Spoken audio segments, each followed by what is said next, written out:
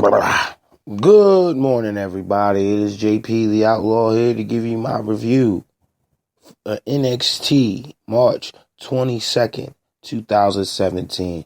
What's going on, gang? I know it's Friday. I know I was supposed to get this out to you on Wednesday. I've just been busy, also exhausted. I've been tired for like 3 days straight, and I can't explain why.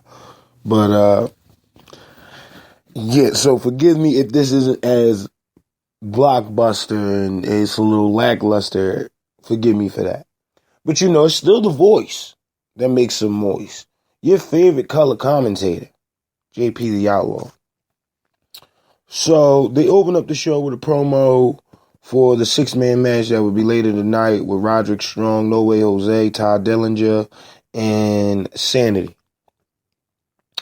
You go into Sirius Alma, you know, Mr. Strippergram, fucking versus Oe Lorcan, and Oe Lorcan looked like a pissed off elf to me.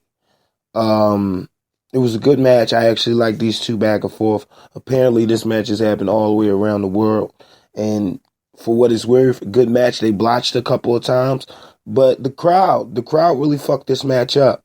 As exciting as the moves were, the crowd was fucking dead. And I don't know what the fuck was going on with that rap. It looked like they was in a goddamn basketball arena. But other than that, yeah, the crowd really fucked this up. So we go into a promo by DIY. Promo by them, which was pretty good, telling their backstory, their history, what took them so long to get here, and so on and so forth. Then you get a promo from, what is this, Tommy Ender, which was pretty good, because I can't wait till he comes back to NXT. He's already made his appearance, so it's only a matter of time. Asuka versus the Jobber. Asuka sends a message to Ember Moon, and, you know, you're next. But what I say about Asuka, you got to teach us some English or put a fucking manager behind Asuka. Just make her dominant, make her manager, you know, extremely loyal. And you can ride that out just like you did to Dana Brooke and fucking Charlotte Flair situation. That's how you can ride that out. Eventually they'll turn on each other, but until she learns English, she needs a voice piece. Other than that, nothing's wrong with Asuka. I would actually, if Ember Moon's going to be the one to defeat the undisputed streak, I would let her start a new undefeated streak in fucking SmackDown or Raw. There's no other woman there outside of Nia Jax. I hope she go to SmackDown. But outside of Nia Jax, there's no other dominant woman there, so that would be good. You leave that to see a video package of Bobby Roode and Shinsuke Nakamura's match, which details everything that brought him to this point. I don't need to go over that. You know, if you're watching the NXT product, you already know, and if you're not, you're a fool. You should literally be watching NXT. Not better than Raw and SmackDown. It's an old school way of giving you a show, just like the house shows, I assume. And a ROH show. It's the same fucking way. You go to a backstage segment with Cassius Ohno getting ready to leave the arena last week. And, you know, he's stopped by the Drifter, Samian. I forget his first name. He's stopped by the Drifter. The Drifter comes out there on his guitar and he's just, you know, saying this shit. And he was like, look, man. He's like, I don't think you got the stones to make it happen. I don't think you'll ever be NXT champion, and I don't think you deserve to be here. So, I assume that there'll be a loser leaves NXT stipulation of this, or, you know, career versus, you know, if you leave. Basically, Cassius Ohno says, if you think I don't belong here, I challenge you for it. If I can't beat you, I will leave NXT. And if you can't beat me, you leave NXT. And then we'll see who deserves to be here or not. So that's set up for, again, just that's a filler match. That is just a filler match on the card for NXT TakeOver Toronto. We go into the main event, Roderick Strong versus Roderick Strong, No Way Jose, and Todd Dillinger versus Sanity. Freaking Roderick Strong made this match. I don't think the crowd got hyped until Roderick Strong came out there and was doing all of his flips and dips and shit.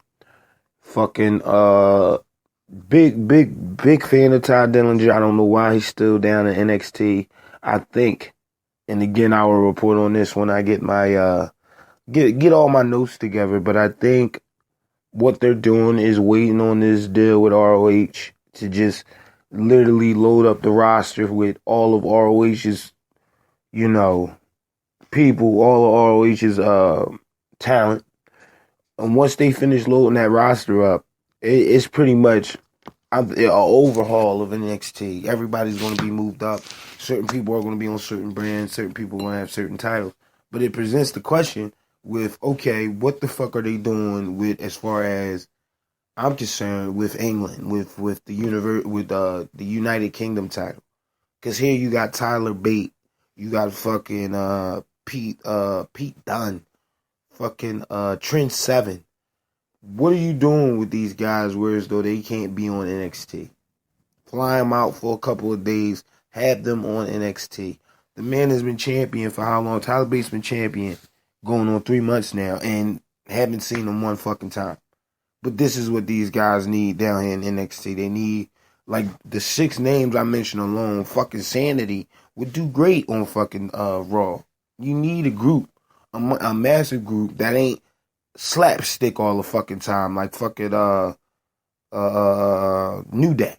You don't need a slap tip tag team. You need a dominant tag team. You need somebody that's gonna go in there, get the shit done, and make it look nice. But oh Jesus, freaking yeah. So back to the match. Towards the end of the match, and the big breakdown was that, the lady came out. Nobody knows who this lady is. And, I did some research. From the independent scene, she is called Remy. If anybody know who Remy is, she's good on the independent scene. Just like I said the same thing about Asuka and Ember Moon. These guys are good from the independents. It would be great in NXT. And I think that I don't want to just see one off with Asuka and Ember Moon. Before you send Asuka up, you got to at least let that run into 3 matches. Some way, somehow. And then send up Asuka. Even though they need Asuka. They need Asuka right now. The fucking women's division is fucked without her. But, again. So, yeah, Remy comes out. She helps Ty Dillinger towards the end of the match. Fucking No Way Jose and Ty Dillinger and Rick Strong take out Aaron Black and Xavier. What the fuck is his name? Alexander Wolf knocks him out of the box. So there we go. And that was pretty much NXT. And yeah, nothing to ride home about on this episode. I think they're really gearing up for NXT TakeOver Orlando, which would be pretty much the best thing about NXT fucking WWE product coming out of WrestleMania weekend. I'm convinced of that. I mean, outside of the Hall of Fame, which I really want to see, but only because Kurt Angle's getting inducted. Other than that, this WrestleMania does not. I mean, AJ, couple matches. AJ, fucking Randy Orton, and fucking what's his name? Bray Wyatt. That's it. That's the only 2 matches I really want to see. Everything else, I can pretty much figure out what's going to happen by the end of the match. Who's going to win, and so on and so forth. But that's a predictions episode, which you'll get again next week. So, this week you'll get, I'm giving out 2 gameplays. Please check out my tournament series, which is, again, the matches that you see that are posted to my YouTube channel is exactly pretty much the heavyweight division of all the rosters that I made up. I have yet to do NXT, but I think you'll like the direction that I'm going in NXT. Trust me, it's going to be nice. So, you'll get that, plus also some news, but that's only exclusively on the JP show, not Reaction. Reaction is just for NXT, SmackDown, and Raw. So, again, I'm going to try to do 2 shows for them, 2 gameplays, and pretty much the weekend, my regular weekend news, which will have a special start time at 12. And the 12 start time is only because I need to do things in the morning, eat breakfast, so on and so forth. And my first guest on my JP show will be my son, so this should be interesting. He's an 8-year-old kid. I would love to see his perspective on John Cena. So, that's just going to be an interview segment. So everybody gear up. If you've been listening to the show, I've been talking about it for a while. I'm going to get guests on. Who better to bring on than my own flesh and blood, my son Chris. So that's going to happen this weekend. Tune in. I might even go live with that episode because I'm pretty sure it's going to be funny. All right. As always, these are my final notes. Be safe. Okay. Don't take candy from strangers. And go make some money today. It's Friday. Get off. Drink a beer. Drink it. Take a shot. Preferably E&J. You'll feel better about your life. Peace.